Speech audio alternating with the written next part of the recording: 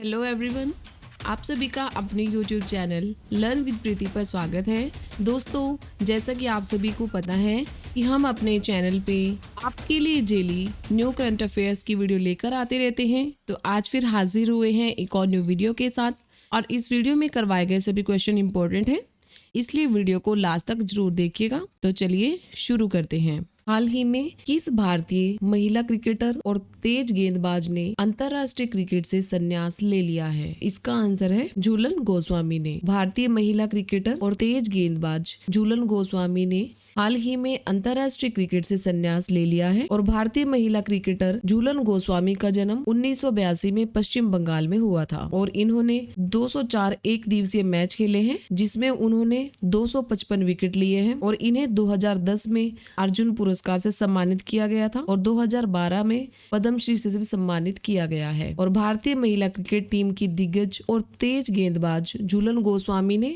24 सितंबर को अपने करियर का आखिरी इंटरनेशनल मैच खेला है। और जब वह मैदान पर बल्लेबाजी करने के लिए उतरी तो इंग्लैंड के खिलाड़ियों और अंपायर ने झूलन को गार्ड ऑफ ऑनर भी दिया, और अब इन्होंने अंतर्राष्ट्रीय क्रिकेट से संन्यास की घोषणा कर दी है। अगला क्वेश्चन है, हाल ही में किस राज्य में भारत का पहला पूरे हाथ का ट्रांसप्लांट हुआ है? तो इसका आंसर है केरल राज्य में। केरल राज्य में भारत का पहला पूरे हाथ का ट्रांसप्लांट हुआ है, और जिन मरीजों में यह आर्म ट्रांसप्लांट किया गया है उनमें एक ईरान का नागरिक है जिसका नाम है यूसुफ हसन, और दूसरे हैं कर्नाटक के। इन दोनों ने बिजली का करंट लगने के कारण अपने दोनों हाथ गवा दिए थे, और अब इन दोनों मरीजों के पूरे हाथ का ट्रांसप्लांट किया गया है। और ऐसा केरल के कोच्चि के अमृता हॉस्पिटल ने करके यह इतिहास रचा है। और यह भारत में पहली बार हुआ है जब किसी मरीज का फुल आर्म का ट्रांसप्लांट हुआ है। और बात करें केरल की, तो इसकी स्थापना हुई 1 नवंबर 1956 को, और केरल के मुख्यमंत्री हैं पिनाराई विजयन, और केरल के राज्यपाल हैं आरिफ मोहम्मद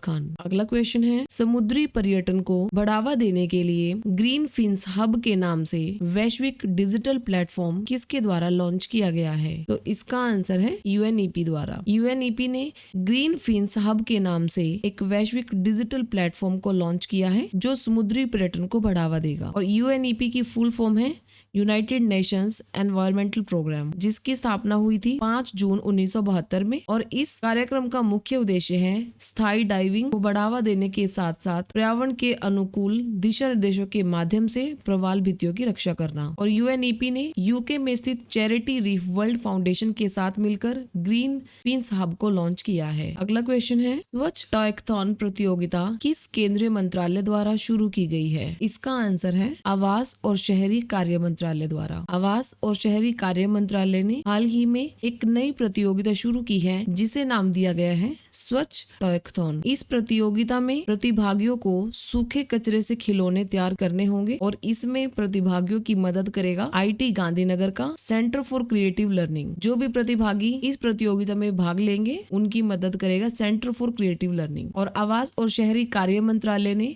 भारत को खिलौना हब बनाने के उद्देश्य से इस प्रतियोगिता की शुरुआत की है। अगला क्वेश्चन है, भारतीय ओलंपिक संघ के संविधान में संशोधन और निर्वाचक मंडल तैयार करने के लिए सर्वोच्च न्यायालय द्वारा हाल ही में किसे नियुक्त किया गया है? तो ये नियुक्त किए गए हैं एल नागेश्वर राव को भारतीय ओलंपिक संघ के संविधान में संशोधन और निर्वाचक मंडल तैयार करने के लिए सर्वोच्च न्यायालय द्वारा नियुक्त किया गया है। और अंतर्राष्ट्रीय ओलंपिक समिति ने सर्वोच्च न्यायालय के पूर्व न्यायाधीश न्यायमूर्ति एल नागेश्वर राव को नियुक्त किया है ताकि भारतीय ओलंपिक संघ के संविधान में संशोधन किया जा सके। और भारतीय ओलंपिक संघ की स्थापना की गई थी 1927 में, और भारतीय ओलंपिक संघ के जो पहले अध्यक्ष थे उनका नाम था सर दोराबजी टाटा, और इसके वर्तमान अध्यक्ष हैं नरेंद्र ध्रुव बत्रा। और भारतीय ओलंपिक संघ का मुख्यालय है नई दिल्ली में, और इसकी स्थापना हुई 1927 में। अगला क्वेश्चन है, हाल ही में किसे भारतीय चिकित्सा अनुसंधान परिषद ICMR का महानिदेशक नियुक्त किया गया है? इसका आंसर है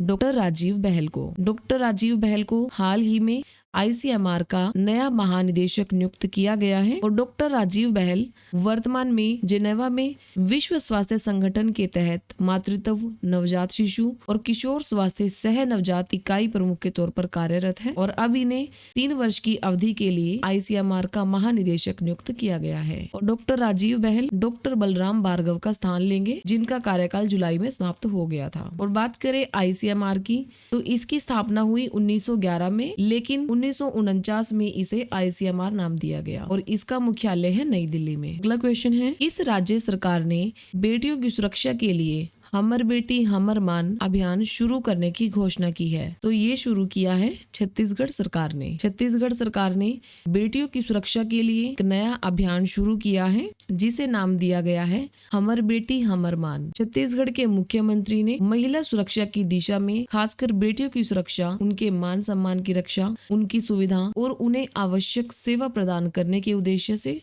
इस अभियान की शुरुआत की है। और इस अभियान के तहत राज्य पुलिस की महिला अधिकारी और कर्मचारी प्रदेश के सभी जिलों में स्कूल कॉलेजों में जाकर सभी लड़कियों को उनके कानूनी अधिकार, good touch, bad touch, cyber crime, social media crime से बचाव जैसी अनेक बातें बताएंगे और उनका मार्गदर्शन करेंगे। छत्तीसगढ़ के मुख्यमंत्री हैं भूपेश बघेल। अगला क्वेश्चन है, हाल ही में किस कंपनी ने मून लाइटिंग के आरोप में अपने 300 कर्मचारियों को नौकरी से निकाल दिया है? तो ये इसका आंसर है विप्रो कंपनी ने। विप्रो कंपनी ने मून लाइटिंग के आरोप में अपने 300 कर्मचारियों को नौकरी से निकाल दिया है और ऐसा पहली बार हुआ है जब किसी आईटी कंपनी ने मून लाइटिंग की वजह से अपने कर्मचारियों को नौकरी से निकाल दिया है। और स्विगी कंपनी ऐसी पहली कंपनी है जिसने इंडस्ट्री में सबसे पहले मून लाइटिंग पॉलिसी की घोषणा की है। और मून लाइटिंग का मतलब होता है कि स्थायी नौकरी के साथ साथ अन्य कंपनी में भी नौकरी करना। और बात करें विप्रो की, तो इस कंपनी की स्थापना हुई 29 दिसंबर 1945 में और जिसका मुख्यालय है बेंगलोर में। अगला क्वेश्चन है, हाल ही में ब्रेल में असमिया डिक्शनरी हेमकोश की प्रति किसको प्रदान की गई है? तो ये दी गई है नरेंद्र मोदी जी को। हाल ही में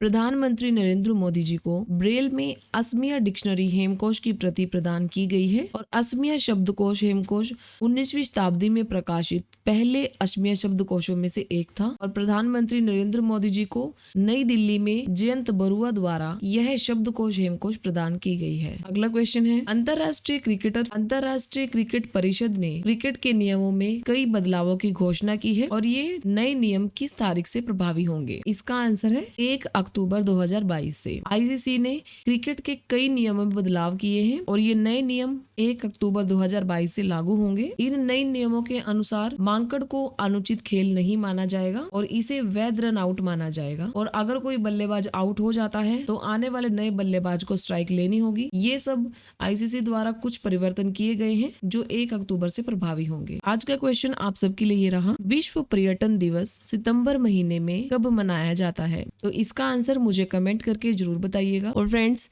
वीडियो को ज्यादा से ज्यादा शेयर कीजिए और अगर आपको वीडियो अच्छी लगे तो वीडियोस को लाइक और चैनल को सब्सक्राइब करना भी ना भूलें। जल्दी ही मिलेंगे एक और न्यू वीडियो के साथ।